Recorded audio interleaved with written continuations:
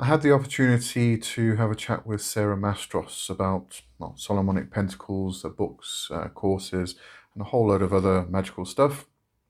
And it was absolutely delightful chat. And there is a nice surprise at the end of the video for my viewers. So definitely stick around for that. But here it is. Do you want to introduce yourself? Who is Sarah Mastros? What a hard question. I can, or you can introduce me, up to you. Well, I mean, I know you from your books. Well, specifically from the Solomonic Pentacles books. So I did read that recently and reviewed it. I am also currently that one. Yeah, it is a fantastic book. Oh, Um, thank you. I'm actually, advertising for it right now, so I'm happy to talk about it. yes, yes, I saw that. So let's actually mention that first. So you do have a course which looks like it extends a bit further from what was mentioned in the book as well. In a book, it's like you were saying about talking live, like, oh, I wish I hadn't have said that.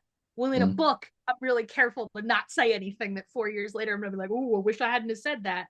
mm, Because I don't have any way of like who read that book. I can't really make corrections to a book in any meaningful way, right? yeah. But of course, if I accidentally say something dumb or just like more research or whatever, like I'm interacting with students, right? So I'm Mm. willing to say a lot more. Like I'm willing to bring them into like my UPG and my like experimental stuff a lot more in a course than I am in a book. Yeah, because I mentioned in there, or saw in the mention of the course that you're also going to be teaching on how to create new pentacles. Mm-hmm. Yeah, absolutely. Yeah, That being which said, is I do think that, like, the book, theoretically, I think if people work through the book, they probably can do that without additional instruction. But mm, I explicitly teach it in my course.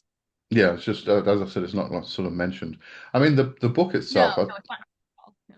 I think the methods in the book is amazing. It's the way I originally understood we were using the pentacles, and this was a long time ago, was you draw them on a disc, usually a metal disc, and that's it. And then you put it down, and it's a talisman, right?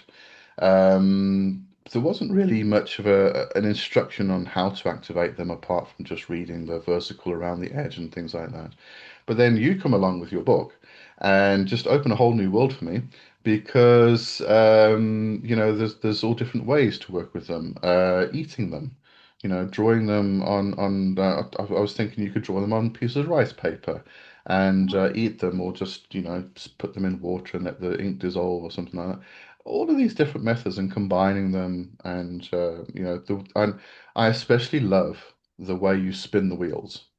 Um, I was taught practical Kabbalah by Yakoba Swat, Mm-hmm. and he actually taught me the method of creating an artificial elemental. And what he got me to do was at the end, you kind of spin it. It's like stirring a cauldron, he said. You kind of spin it up, Absolutely think about it as well. Yeah. and then and then you let it go. And it reminded me so much of that. And I thought, this just fits so perfectly with what I've been taught. So it was Well, great. it's like they look like wheels, so you should spin them. Like, look, Exactly. Yeah. when I learned them first, I didn't have any instructions either, right? Like the key does not actually really provide any kind of meaningful instruction about what you're supposed to do with these things. So I Mm, just sort of started working with them.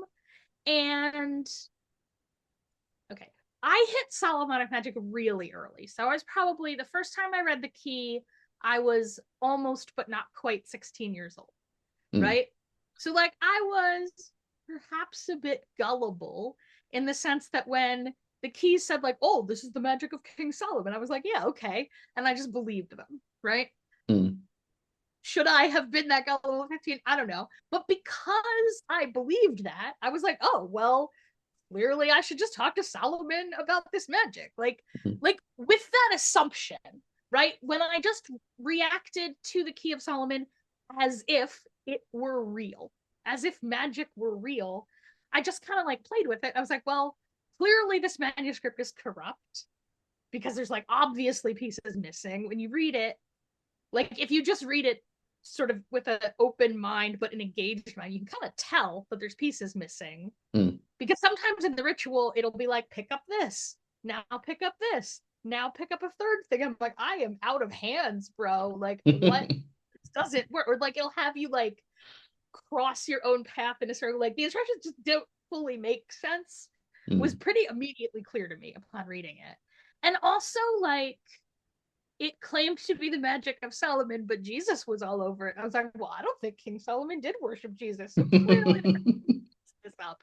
So I was just like, I'm just gonna fix it. Like, I'm just gonna reconstruct it because if it's King Solomon, he and I can reconstruct it together. And I kind of set off on it that way. And that was 30-ish years ago. And I'm Mm. sort of still like plugging away at it.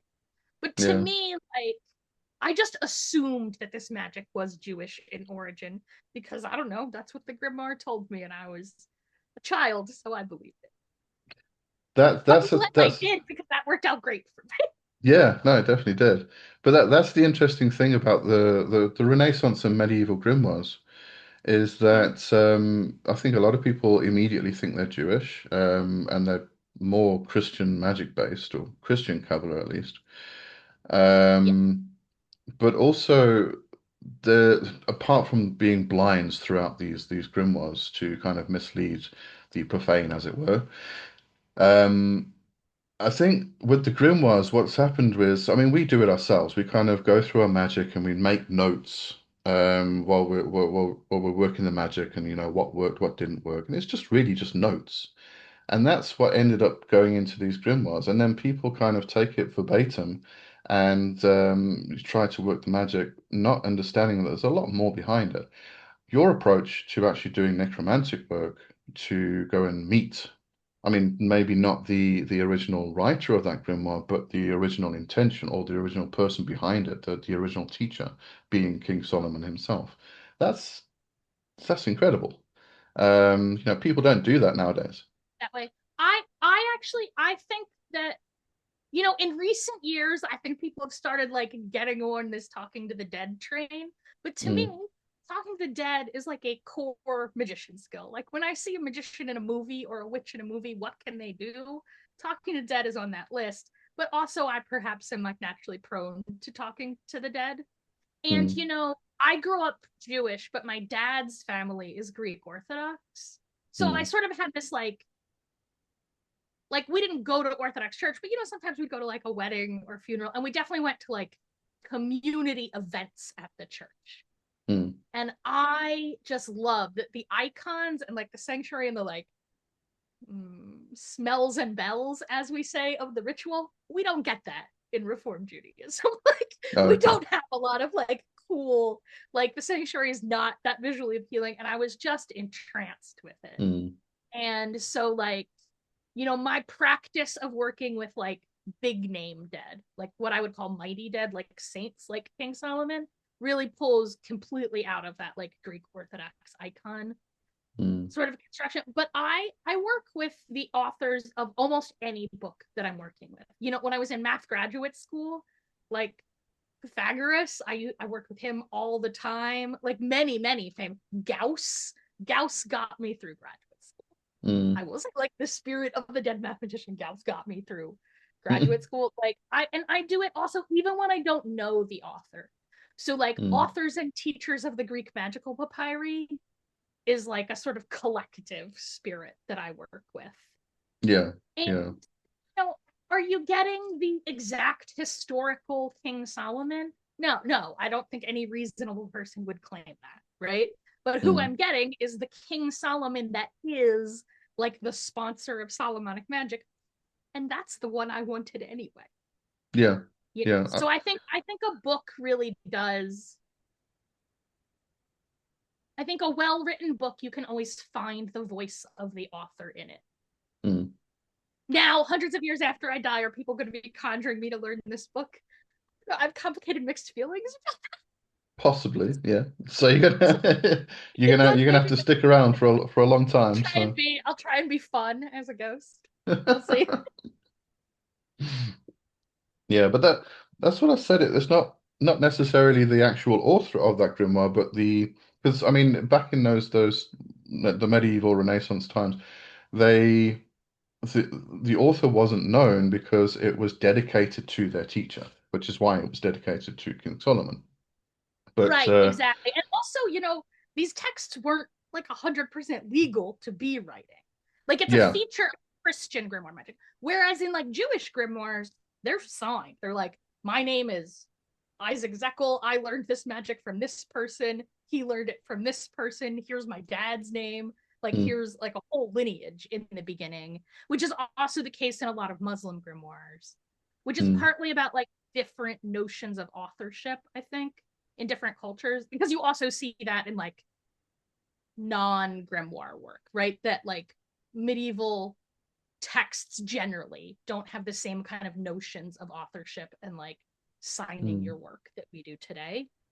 But I think a lot of it is about that this is like occulted, right? It's hidden because it's illegal, right? yeah, But in communities where it's not illegal, right? In Jewish communities, in Muslim communities, like there's not necessarily that stricture on like hiding the name or like attributing it to like a dead king from forever ago. yeah, yeah. But also your method of actually contacting the dead. Love it. Mm-hmm. Actually Oh, thank sitting you. down and having a meal. Yeah. Yeah. To me, Mm, it's like an extension of that icon practice, like the way I'd watch like my Greek great aunts like talk to the icons. It's really just mm, like for me, it's like an extension of that practice, really. I wrote the second half of the book, which is like the part that's actually like on the pentacles first. And then I was mm. like, oh boy, Sarah, you better write an on ramp because this is quite technical. Right? So the book, I really thought about like, what is it that I am doing to make all of this work, Yeah. right? So that actually came second. But as I said, I mean the whole method, I mean, you've got the necromantic method of actually talking to King Solomon, having a meal. The actual method behind it is just fantastic. And then you've got the creation of an actual book. But not just the creation of a book, but the actual creation of a familiar that's connected with the book, which goes back to older practices as well that people don't talk about now. I think there's so much missing in our modern world, but everybody's just glossed over stuff that's just going. It's because in a lot of ways, like I said, I've been doing this for a long time, and like when I got in, there was like no information available, right? Mm, So I kind of like made up stuff based on what I generally thought magicians were supposed to be doing. mm, But like I don't understand why people aren't doing like I agree with you. I didn't think I had invented this technique of making like a spirit familiar book. I actually mm, thought that's what we're all doing. Like I maybe didn't even realize that like the things like this SLM method I was positing, like I thought I was just maybe explaining things better than other people did, mm. right? Well, But you I are. actually I mean I taught mathematics for a long time, so once you can explain, like once you can make algebra interesting, it's like not Mm. it's a lot easier to make the dark arts interesting than it is algebra 2. Right? Yeah. um but yeah, I don't know, I sort of thought this was kind of how everybody was doing it, Mm, right? Like magicians talk to the dead, so of course I'd want to like talk to dead teachers. But more and more I'm realizing that a lot of that is actually like Jewish methodology. Even though when I started, right, as a teenager, I didn't really have any background in Jewish magic at all. But I don't know. I knew what the Witch of Endor did. mm. Like I'd read that story, and that's what I'm doing. Like my Solomon method, I'm doing what the Witch of Endor did, Yeah, true. right? Like and in terms of like a familiar book, the word that gets translated as witch in her name, it actually just means like the mistress of the Ob. And Ob in Mm, Hebrew is such a complicated word, but it really means like familiar spirit. mm, Literally, it means like a canteen, like a vessel. But the same mm. way that we talk about like when you like engage in trance possession, you are a vessel for the spirit. It's that's the context they need it in there. Like she's a Yeah, mistress of trance possession, spirit, familiar talking. And kind of. so I did it that way. Also, I just always wanted there to be magic books. Mm, Like, even as a super little kid, I feel like as soon as I could read, I was like, ooh, books are magic. And I want to make magic books that like talk to me. mm. I can't even say where I like got that idea. cartoons, fairy tales. Like, where does anybody get their very first ideas about magic in our culture? You Well, know, I mean, fairy I, I'm they're busy like, reading. I'm busy reading your new one, intro to witchcraft, and what seems to come across more than anything is your willingness to play a game that's missing. You know, we're adults, therefore we don't play, and I think it's incredibly important. I think I really, even like aside from magic at all, the fact that like adult, at least in the States, but I think this is broadly, at least among English speakers and those people our culture has perverted, which is basically everybody at this point. Mm. Like, I feel like there's this weird thing where like sex is the only thing adults are allowed to like fantasize about or play in, which But is we're not so allowed to ridiculous. talk about it. Yeah. I wish that were true because I listen to people talk about it. Like, I feel maybe I just know a lot of, like, I'm sex positive and all, but whew, my life Mm. has a lot more like graphic pornography in it than I wanted. Every time I open the computer, I'm like, oh geez, I did not want to see that. Yeah, I don't know where the notion that like we're not allowed to play comes from, but I really think like I think learning generally, like I think play is how Mother Nature made humans learn. Like that's the natural learning mechanism of humans. Mm. And look, I think the beginning of learning something has to be play. Now, on the flip side, especially for something quite technical like pentacles, there's some amount of just like hard work, like Mm. book learning. Like this is nerd wizard magic, the pentacles, right? Like there's an Mm. amount, especially if you don't read Hebrew, there's really quite a bit of like sliding your glasses down your nose and looking things up in a dictionary kind of work, which you don't really have to do because I read a whole book doing it for you, Mm. right? But there's some amount of work that needs to go into it. But I really think play is the fastest way to learn things. That's not a fact about magic. I think it's just a fact about like how humans learn. Yeah, yeah.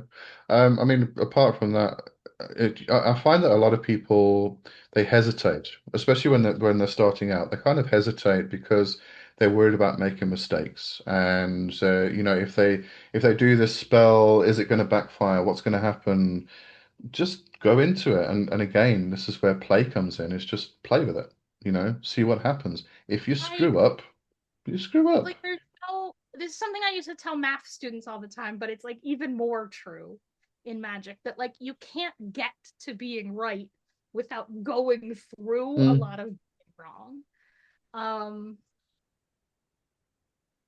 the guy who drew Bugs Bunny, who for some reason his name is escaping me at this exact Chuck Jones, the man who animated Bugs Bunny, he said this is not an exact quote. I maybe don't have it perfect in his biography. He says that you have 1,000 terrible drawings in your hands, and you have to get them all out before you get to any of the good ones. And I Mm. think like that's just the way it is with any kind of like human creation, like to get good at something you just have to be bad at it for a while. And Mm. in terms of like, oh, will it backfire, the truth is when you're new to magic, the chances of you being good enough at it to really have a terrible thing happen are like pretty low. Like you're not very good at magic, but the chance of it going like spectacularly wrong is not that high. Mm. That being said, I am really glad that I got into it young because I like definitely fucked my life up with magic a bunch of times in ways that Mm. I choose to blame on being young and stupid, but I think we're really just about being like new. Yeah. But isn't that the way we learn? We I make think so. I mistakes. mean, I think that's how anybody learns anything. Mm. Like, I really think that all learning, like anything of value, there's like three pieces to being good at it. And one of them is natural talent. Like, that's a real thing. And there's a limited amount that can be done about it, and like a talent for magic, we all know it like runs in families the same way a talent for music or a talent for mathematics runs in families. But like everything is susceptible to natural talent. It's not only that, right? And then the second one is like proper technique, like somebody showed you how to do it right. Mm. right? Because there is a lot, like, I don't want to go too far down this, like, oh, just fuck around and find out. Like, I do approve of that, but at the same point, you know, what does Isaac Newton say about like standing on the shoulders of giants? Like, you don't have to reinvent every wheel by yourself. Yeah. You could like learn how to do some stuff and Mm. then fuck around and find out, Oh right? yeah, So I that's think another there's one. an Yeah. amount of like not necessarily book learning, because I do Mm. think that like at least people our age, I think this is a little bit less true from people who are a little younger, who are learning more from like videos. And I'm not sure how that plays out exactly, but I think, you know, when I was learning magic, and I think you too, like books were really the place, like until you found a human teacher, which for me Mm. I'd been practicing magic for 15 years before Oh I yeah. had a decent human teacher. Mm. Like I found some human teachers were like terrible human beings, and I skipped out on that fast. Mm. And now looking back, they were also terrible magicians in addition to being terrible people. I don't want to name Mm. names, but like, you know, books were the only option. And I do think that that gives this impression that like bookishness is essential to being a magician, which is Mm. certainly not true. Like the overwhelming majority of historic magicians were fully illiterate. But like if you only ever learn magic from books, you do only learn the kind of magic that the sort of person who writes a book is into. Mm. Right. And I think in Pentacles that plays out less because Pentacles are nerd magic. Like they're Yeah. bookish nerd magic, and if you're not into nerd shit, like Pentacles are not your jam. Like there's lots of other cool magic to do, right? Just like Mm. my BFF is a martial artist, and he does all this kind of crazy, like I'm just gonna derisively call it kung fu magic, right? That like Mm. I am not into and cannot do, and I don't even really want to do it, right? It's just not my thing. So there's like tons of kinds of magic. Pentacles are real nerd magic, but like other things like witchcraft broadly, so like introduction to witchcraft is not, I want to say it's Mm. not a, for nerds, but maybe I'm just a nerd teacher. No, but I mean, you say that, and there's a huge contrast between the two books. I mean, you go into Intro to Witchcraft, and I actually find your teaching method really good because, you know, it goes into learning about the colors. Mm-hmm. A lot of people will probably, you know, instead of learning about the colors, is learn about the planets, and then relate that back to the colors later. But you're going to the colors first with, and not mentioning the planets or anything else. And I'm like, okay, but I see the planets in this and the days and this and that and everything else. And that's a great way to teach because everybody knows colors, but not everybody knows about the planets.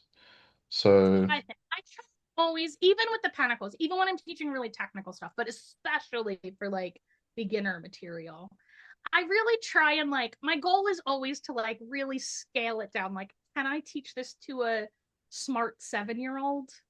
mm, How would I do that? And then just start from there. And I think that, you know, planets, this is something I learned teaching math that is also true about teaching magic. And that is like a substantial amount of teaching is unteaching all the like yeah, dumb shit somebody yeah, else told them. And so mm, like planets, people come into it with like a lot of ideas about stuff, some of which are good, some of which are bad. Like, but they're very like our understanding of planets are really like culturally constructed. But mm, like if you can see color, I don't think there's anything I can tell you that will convince you what red means better than just like looking at red a lot. Right? mm, They're so pervasive in our culture and in our world that like we just have this innate sense of like what does red feel like? What is red good for? And so I always want to try and start with like the most sort of essential and basic things I can and then build out from. yeah. Also, I That don't makes know why perfect I'm sense. obsessed with planets. There's a thing, right? I feel like planetary magic is really like trendy right now. And I don't hate planetary magic. Like I wrote a book on planetary pentacles. I just think like I'm not sure why. So it seems to me we were talking about like why people do some things and not other things. Like Mm, why are there 90 books about planetary magic and like one about talking to dead people? Which to me does feel like a real core magician thing to do, right? yeah. I'm not sure what it is about planets that everybody's super excited. Mm. Actually, I think regarding the talking to the dead, I mean. I come from more of a witchcraft, traditional witchcraft background. It's kind of where I started with neo-paganism and then going into traditional witchcraft. And I mean, it's prevalent in that. I mean, you talk to the ancestors all the time to go and reconstruct what they did and then bring it into a modern era.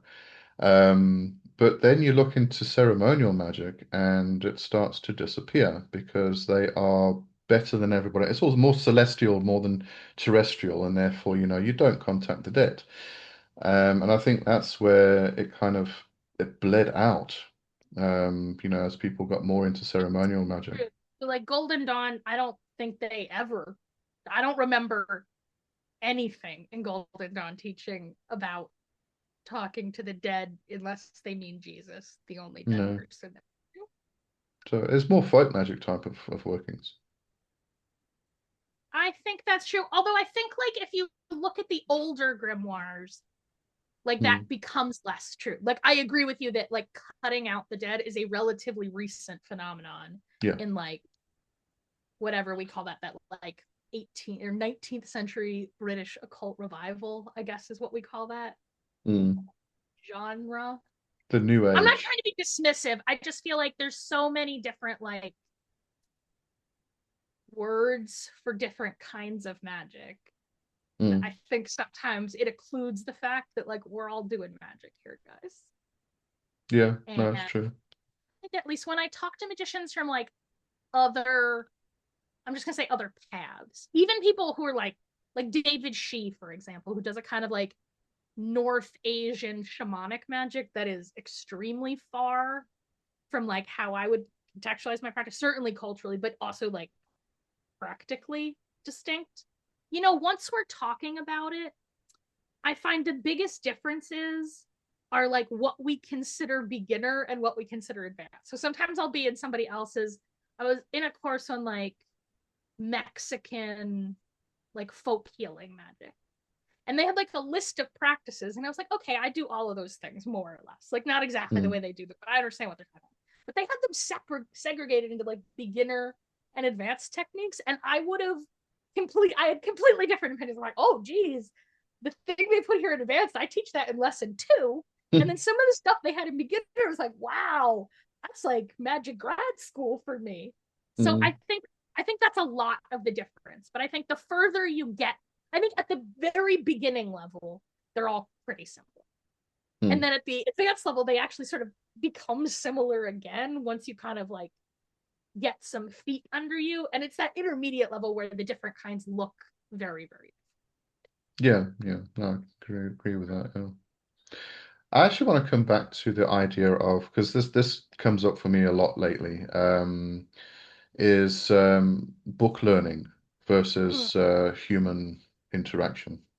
yeah. And again, it's one of these things that is starting to just bleed out of our culture as a broad culture.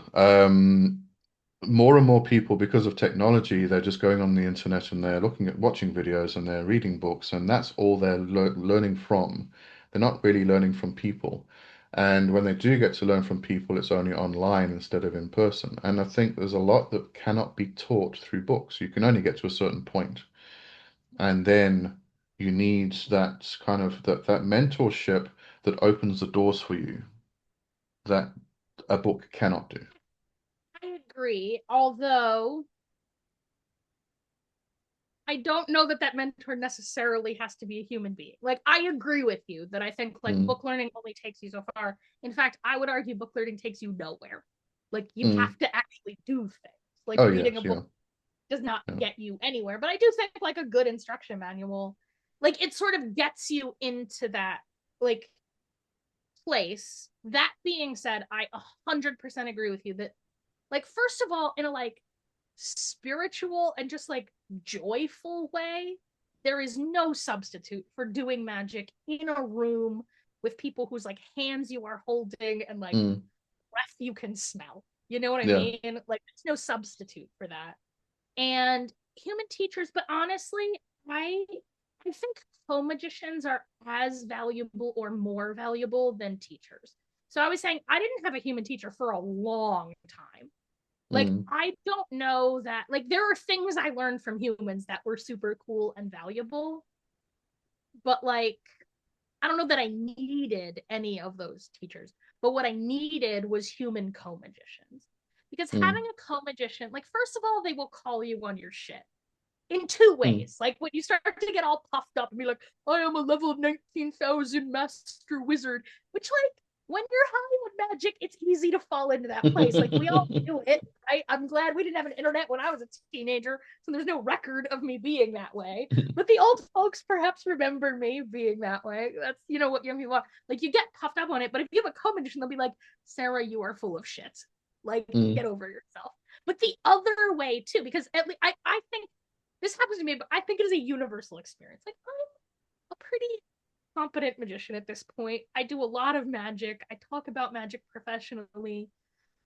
But there are still times when I wake up and I'm like, am I just delusional? Like, Yeah. is this odd? What is happening? And co-magicians will call you on that too, because they'll be like, Sarah, I was there that time that blah, blah, blah, blah happened. That was Mm. definitely real. Like, you didn't make it up. You're not delusional. It genuinely happened, right? And I feel like co-magicians do that, but they also force you to, like, explain things. I think it's Mm. really easy to think you understand something, and then you start explaining it, and you're like, oh, I do not understand this. Mm. Like, I can't explain this at all. Certainly, as a person who writes textbook, I have had that experience. I thought I totally understood. And then I started writing, and I was like, oh, uh-oh, to really rethink it.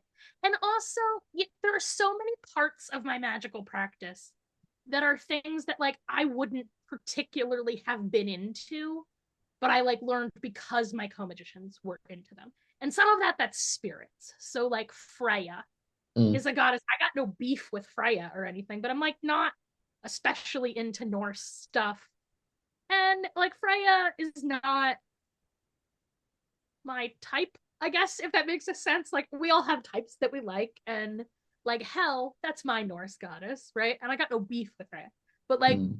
some of my teachers and co-magicians are, like, her special magical daughters, and that means I end up working with her, even though I wouldn't have picked her. And I feel like I learn a lot from those experiences. Or, like, plant magic. Like, I like plants and all, but I wouldn't be so very, like, I wrote a whole book about plant magic. Like, I'm actually super into plants, but that's because my very first co-magician, who I met in Girl Scouts when I was 8 years old, to give you some Mm. context, is now a professor of botanical medicine. Like, Mm. she's a witch doctor. And so, like, that's why I have this really deep, like, love for and knowledge of that kind of plant magic, because somebody else dragged me down that path until I got into it. And I Yeah. think that's another, like, value in co-magicians, is that, one, you, like, learn how to work in a, like, paradigm that isn't yours, Mm. right? Like, you learn how to translate your magic for other people and how to translate theirs for you. And I Yeah. think that's so valuable. Yeah. So I yeah, just I completely agree with you that, like, human co-magicians are where it's at. Yeah, I mean, I agree with you as well. And just to clarify, I mean, when I mention human teachers, Mm-hmm. that comes in so many forms. I mean, it's I think when we Oh, say human absolutely, teachers, absolutely. yeah, I think when we say human teachers, people immediately think it's somebody who's going to sit you there and give you lessons. But it's your community, and also, I mean, I've been taught many things from my own students. You Yeah, know, absolutely. Agree, yeah. agree. I mean, like my first interaction really was on old Yahoo groups. Mm-hmm. And as I said, I kind of got into the traditional witchcraft thing. So I joined Robin Artisan's Yahoo Okay. group at the time. I Mm-hmm. learned so much from him and other people just having arguments. Um, Absolutely. Yeah, you know, 100%. just watching it. Yeah, I Yeah, completely agree. yeah, but But yeah, yes, I think interaction is really important. And, like, interaction over Zoom is clearly more like real interaction than, like, reading a book. Right? When somebody yeah, reads my book, I have not interacted with them at all, and they have mm, interacted with me pretty minimally. Right? So, like, a Zoom conversation, clearly better than that. But particularly in terms of magic, mm, there's just the, like, vibe transfer. I'm gonna say, like, I don't know how to say this in like a good mm, language. I think so much about the fact that like we've spent the entire history of the English language murdering anyone who talked about magic out loud. And so like we don't mm, actually have a robust vocabulary to talk about these things. But yeah, like the vibe that you share when you are in the same space, like I mm, think cannot be replicated. Like there are things you can do online that are different, right? I'm not saying I can't work magic over Zoom. I certainly can, mm. right? But it is not the same. And at Yeah. least I really think it's less fun. I really think magic should be fun. Mm, I see some people out there like, oh, magic is hard work. I'm like, yeah, if I want to do hard work, magic for mm. to cheat, to cheat. If I want to do things via hard work, I didn't need magic for that. Yeah. Yeah. Yeah. And I do, I'm a Reiki practitioner. Mm-hmm. Um, and I can sort of extend this into this conversation of in person and online, Right. for instance. So I do distance healing, and it works absolutely perfectly fine. Nothing wrong with it. It's one of my favorite methods of actually doing healing work. But there's something about actually having somebody in person that I can work on their energy in person Mm-hmm. as opposed to doing distance. It's very, very different. And I think doing magic as well, or teaching magic. We can teach magic online in a Zoom Mm-hmm. call like this, for instance. But especially when you start getting into the mysteries and you actually need to energetically push somebody, and Mm-hmm. there's a physical energy push that happens. So you can't do that Absolutely. on a camera. And I think It's that's where a lot of the young people nowadays are just missing out because they're refusing to go any further than online, I you think know? that's true, but I don't think that's a thing about magic. I really think again, I can only speak for in the United States, but in the United States, there has been a concerted cultural movement to prevent people from being together in person. Like it is Yeah. increasingly hard. As a person who like organizes in-person events, it is increasingly hard to Mm, get anybody out of their house for anything. Like it's not like this thing where people are interacting exclusively online. I don't think that's a thing about magic. Like I think that's also my musician friends complain about it too, mm. right? That people would rather like watch YouTube videos to learn guitar than come hang out and have a jam session. I suppose And COVID I didn't think, help. Yeah. yeah, no, look, I am in no way one of those like, oh, it's a pandemic kind of people.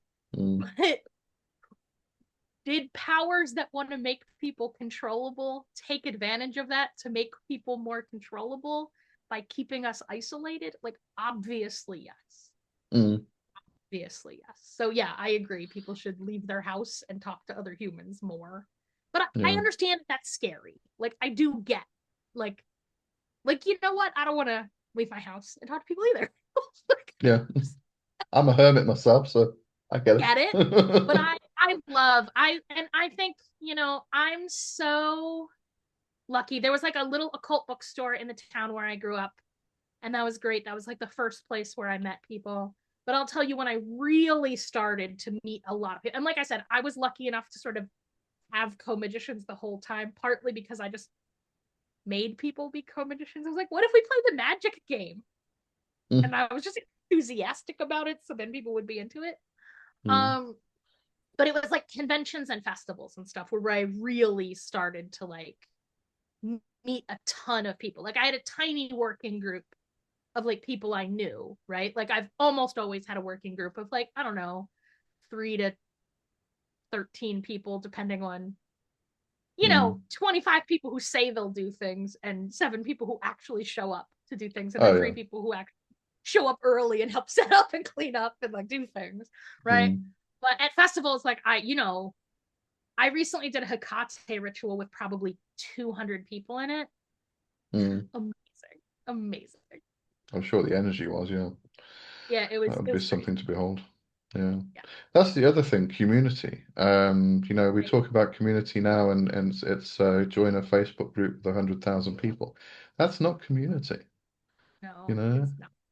It's a And I it's a feel tight-knit group, it should be.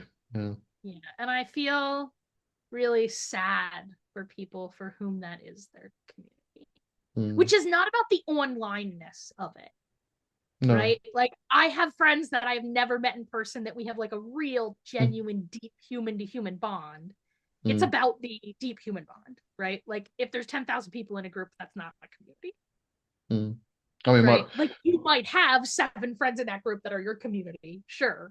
mm, So yeah, that's one my of the things I try and do in courses is like really make it so that, in lesson one, it's just me and a bunch of people.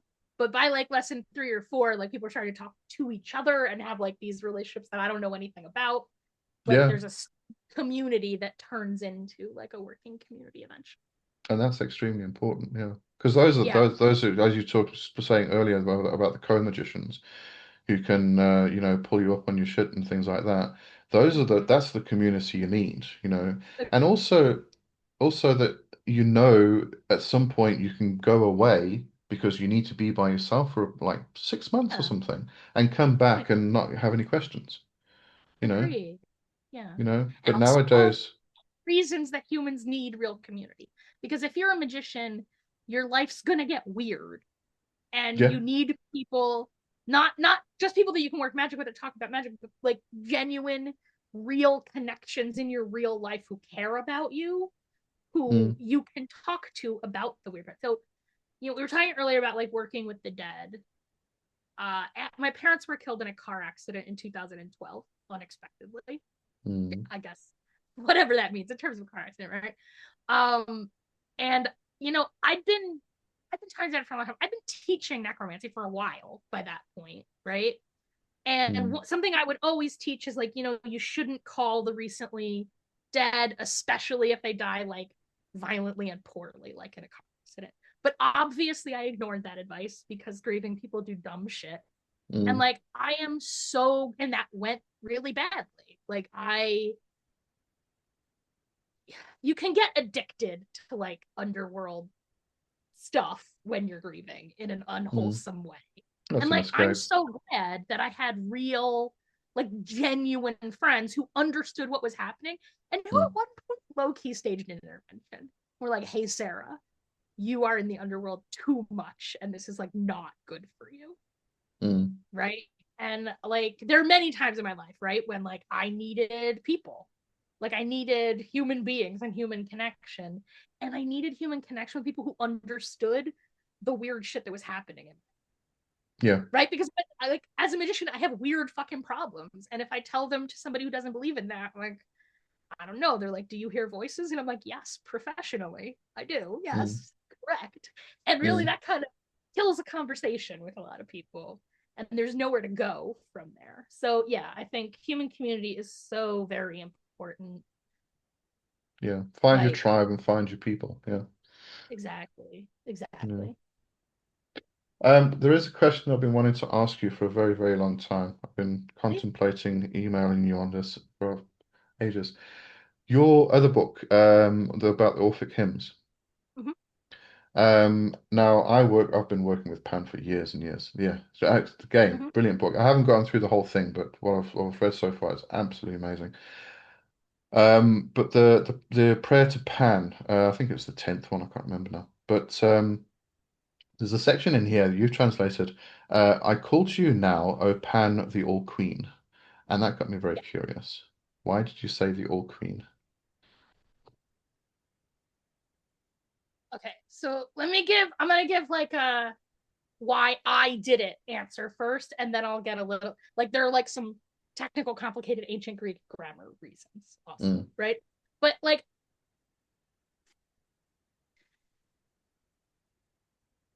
the notion how we understand gender hmm is culturally determined, right? And it's very different among different genders. And so, in some sense, when I say all queen, I definitely mean in like, yes, queen kind of way. Like, I don't mm, necessarily mean it explicitly female, but Pan is very like, again, I always really hesitate to take modern gender language and like retroject it, not just into the Bronze Age, but into Bronze Age mythology. Like, I'm not even talking about human beings. They don't even have bodies. So what does any of this mean? Like, he Mm. definitely has, I think, what we would today understand to be like a gender queer vibe about him, Oh yeah. Yeah. right? Um, Mm. okay, so it's a lot of that. I mean, I'm not gonna lie. There's also a like rhyming aspect where I do think I needed it to Mm. rhyme with And Greek. it's great in Um, that, yeah. yeah.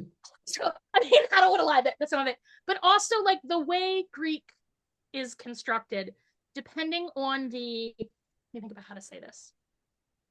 A lot of things that in English we do with like word order or like prepositions, like are done by mutating the word itself in Greek. And sometimes Mm. those mutations are the same to make it like feminine versus to make it like possessive versus to make it some cases we don't really have in English, so they're harder to talk about. And I don't have the Greek right in front of me, so I'd have to dig back. But my guess would be there's also a reason like that, right? Mm. That like the underlying word is like you could read it as female. And so when I read the Orphic hymns, whenever I'm reading sacred text, so my relationship with sacred text, including like pagan sacred texts, like the Orphic hymns, which like I'm I'm all the way there, like I'm fully Orphic, right? Mm. Um, my relationship with sacred text is certainly informed by Judaism, right? And so my understanding is like the ability to simultaneously convey multiple conflicting truths for different people or even for the same person at different times is like the nature of a sacred text. Like if a text can't do that, like if it only has one straightforward meaning, that's how I know it's like not a sacred text. Like that's the defining character or a defining characteristic of how I understand a text to be sacred. And so Mm. sometimes I'm like, and that makes translating them really hard, right? Because I need it to mean a lot of different things, and I'm trying to make it mean all the sort of same different things that Orpheus or whoever wrote this hymn like intended it to convey to a speaker of ancient Greek who was hearing it, but I'm not there and I don't know what they knew and didn't know. So like my goal in translating them is always about like trying to recapture that feeling, right? That I understand that hymns in particular, as a like genre of sacred text, they're invocational. Like the Mm. goal of them, especially in the context of Orphism, is to like put the God inside of you, right? Mm. And so I really wanted like the reason I used Queen there was really to highlight a like playfulness, a playfulness surrounding gender, but also a like general playfulness. Whereas I think in English, king has a very kind of like stiff, formal, like I got to stick up my Mm. ass on a Regal. throne kind of vibe that I think queen, particularly when I'm applying it to someone like Pan, like someone who's male, again, whatever that means for spirits that don't even have bodies or Mm. reproduce sexually. So, what do these words even mean when we apply them to these spirits, right? But like Pan is certainly understood to be male, right? Mm. Like you see him with a giant phallus all the time. Not Mm. that a dick is what makes a person male or yada yada, but again, they don't I have know what gender you're saying, bodies, like all of these things of the yeah. gods. Mm. You know, I think when you apply queen in that context, I really wanted it to have like a sort of party rave yes queen kind of vibe to it, so that's why I picked it. Mm. Again, I don't have the Greek in front of me, but I could go look at the Greek and Mm. we'll put a No, little note. because I mean, I actually read that and I really appreciated it because of my own personal experience with Pat. I mean, before I even understood the original meaning of Pan or Pa being a shepherd, it Mm-hmm. was that, the more mainstream idea that Pan means all and is Right, the all begetter and encompasses everything. And that kind of fits in with the whole idea of Baphomet as well.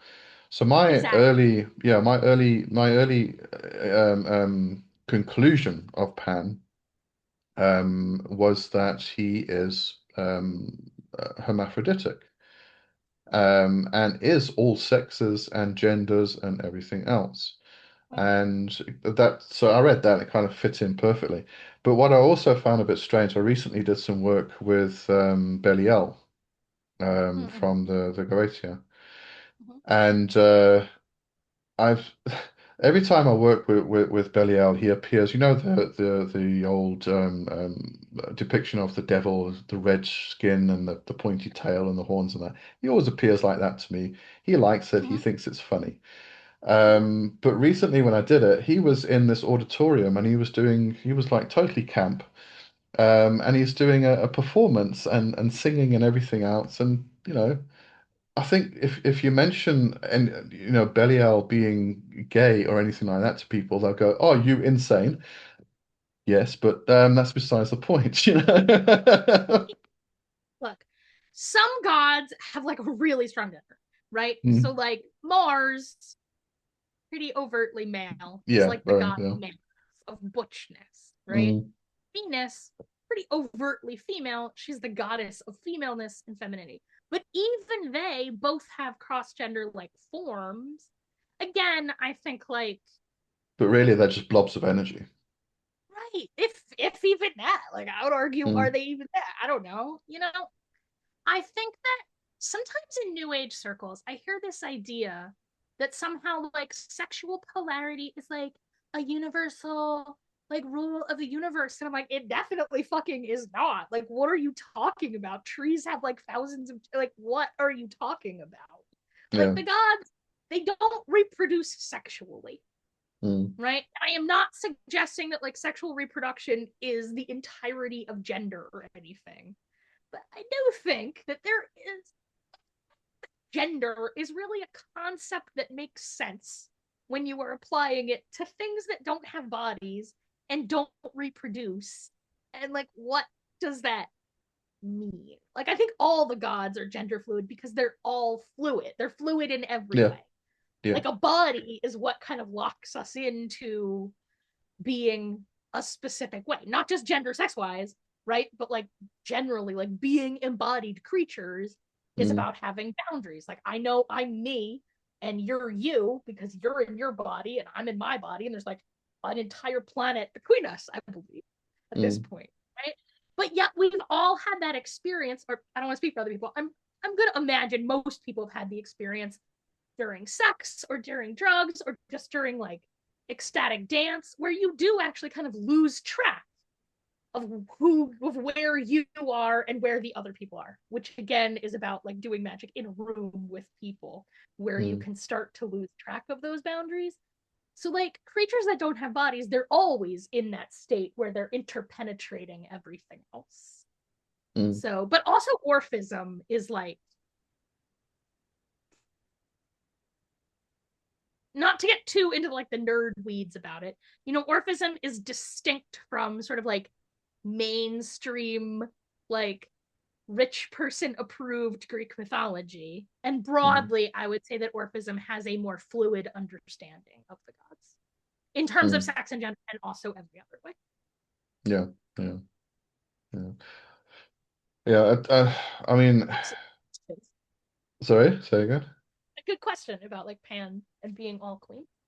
Yeah, no, I loved it, really did, and it kind of took me by surprise as well because I mean, it's nowhere in the original, or I'll say the original, but the other translations as well. I mean, you don't see anything like that, so absolutely love I that. agree. Even in places where the hymns are pretty explicit. So like Selene, the moon, the hymn pretty explicitly in Greek says male and female together. Yeah.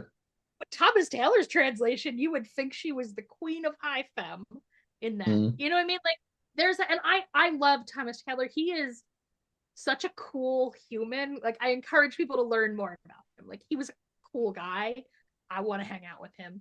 But Mm. and like he took the gods for real in a way not only his colleagues didn't, but he took all the shit from his colleagues for taking the gods seriously. Like they called him Taylor the pagan. That's a Mm. thing his colleagues said derisively about him. But he's still like writing from his time. And that's how I started translating the Orphic hymns. So I'd be reading them, and every once in a while I'd read something. I'm like, ooh, does it like sound like something somebody in ancient Greece would say that? That sounds like something somebody in 1790s England would say. And then I would Mm. like dig into the Greek and be like, aha, maybe it doesn't really say that, Taylor. Yeah, just Right? personal opinion. that's always like sometimes you'll ask me, are my translation literal? Like the idea that you could literally translate poetry, much less like sacred magical poetry, much less magic sacred poetry from so far away in time and Mm. culture, like it's ridiculous. Like I think people who ask if a translation of a poem is literal, I think fail to understand what poetry is. Like Yeah. that's not real. Like I would argue there's no such thing as literal translation in any context, right? Which Mm. many philosophers of language would agree with me. But in poetry, it's absurd. It's Yeah. absurd that a translation of a poem could possibly be literal. Oh, That it's being like, said, I tried to like footnote places. Like there were a couple places where I knew that I was maybe like stretching it pretty far. And I mm. did try and like footnote them all out. Yeah. I'm sorry, Well, I footnote the Queen one, actually. it's I should have a footnote. yeah, there you go. I was going to say it's a bit like looking at a piece of art. I mean, the artist had their original intention of why they did it, but when you're looking at it, it becomes a different interpretation at the end of the day.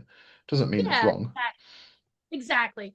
Again, my goal with the hymns is to like put a feeling in a person. Like my goal is that when you read that hymn out loud, you feel the presence of the God. That's what I'm Mm, going for. And for me, every other like concern is secondary to. yeah, and also, I mean, the poetry behind your translations, as well, the way they flow and the way they rhyme and the rhythm behind it, it flows really well when you're actually saying it. Oh, thank Um, you.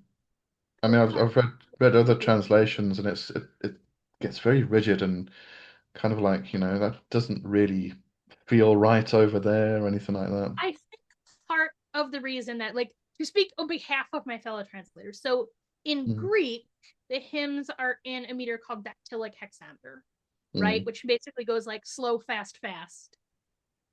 mm, And there's six of those in a line, right? And that is a very strange meter in English. Like that's just not an English a meter that like English spoken English, especially American spoken English, but English broadly, like does it's hard to hit that meter in English.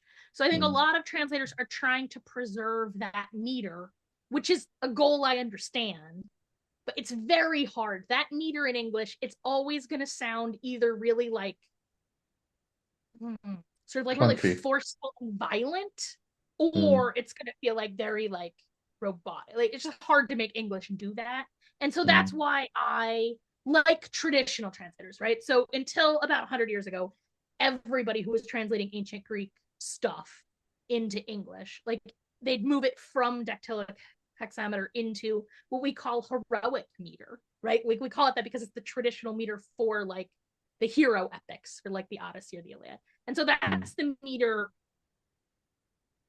Almost all of my Orphic hymns translations are heroic meter, and I think that's why, because I think like culturally that's what we're accustomed to this kind of material sounding. Mm. You know what I mean? Like that's just how for like 1,000 years that's how we've translated those kinds of like ancient Greek heroic works Yeah. into English. And so that's one reason. And then sometimes I don't. Like sometimes there's some like modern poetry stuff where I like change the meter to signal a change. Mm, Semile's hymn changes meter dramatically when she catches on fire, mm. stuff like that. There's a lot of like poetry nerd stuff. Like I could nerd out about poetry. I will say I want to give a shout out. My friend Simon Zealot really helped with like the poetry in that book. Okay. Like he listened to me read those poems out loud 1,000 times and made excellent suggestions. And he is an excellent poet. Mm. I learned it Cool. from him. Nice. Very good. All right. Shall we wrap up for now? I did say we will, or we both said, I think, that we'll have another chat later on in the year. That's So we can cover some other stuff then. Is there anything you sure. want to mention? Anything you want to ask? Anything you want to Yeah. get any So we talked a advice? lot about this pentacle book.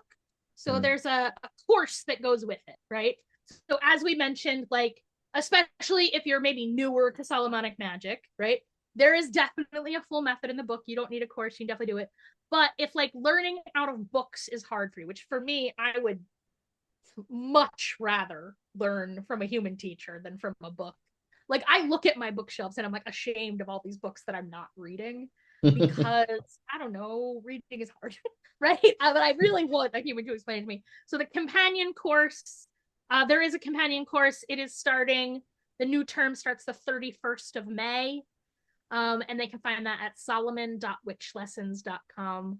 And I'm sure we can put a Hmm. link down wherever when Yeah, this I'll interview. I'll put all your links in the description. Yeah. Awesome. And then if you remind me, I'll actually send you a coupon that people who heard about it here can use Oh, it'd be for 10% fantastic. off. Yeah. Yeah, great stuff. So I would love that. And as always, all my stuff, like, it's expensive. Like, I Hmm. will admit freely that it's expensive. I mean, it's actually really cheap per hour. It's like $20 an hour that you're Hmm. paying me to teach this master level course. But, right, scholarships available, payment plans available. Like, if the only reason people are not taking that course is they can't afford it, I will figure out a way to put them in that course. So you can just have them Good. email me links down somewhere. Yeah. All right. Fantastic. And then I will say my last public event in the United States. So moving to Wales in June, maybe Ooh, July. My last public event will be in Ohio at ADF Wellspring Memorial Day weekend at the end of May. It's the last good. time to publicly see me in the US Hmm. for a Yeah, while. I mean, I'm not saying I'm never coming back, but I've seen you ask a lot of questions about the UK and Wales on your Facebook. I thought you were there actually, and then you went to a convention in the US. I'm like, okay, not there.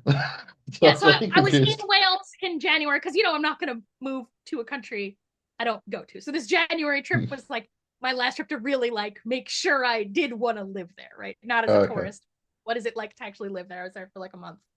Hmm. But yeah, my brothers lived in England for a long time. My brother married a British girl like forever ago. And so he's been living in England for a long time. And Hmm. I don't want to get sappy about it, but I'm 48 years old. And like when I look at my life and think about like, oh, what do I really want to change? My brother and I have not lived up, and as I mentioned, our parents died a long time ago. So like my Hmm. brother and I have not lived on the same continent since we were in our 20s, and I would like to remedy that. Yeah, So I'm there. And then that I makes traveled around sense. the UK and found Aberystwyth, Wales. And I was like, yes, please. And so my Hmm. colleague Halo Quinn lives there. So people can check out our new website, threeeyedcircus.com or threeeyedcircus.co.uk. You Hmm. can see all the new exciting things we're doing in Wales starting this Good. summer. Lovely. All right Thank then. you so much for having me. There were so Thank many you things we for. didn't talk about. We didn't talk about music. There We didn't are, talk yeah. about I think that's we might make this a regular thing. Actually, I did enjoy I this. would love that. Yeah. I would love Yeah. that. All All right. right. Thank you Thanks for so coming much. on. Oh, Have a good. anytime. Thank you for having me. Okay. Cheerio. Bye. Bye bye.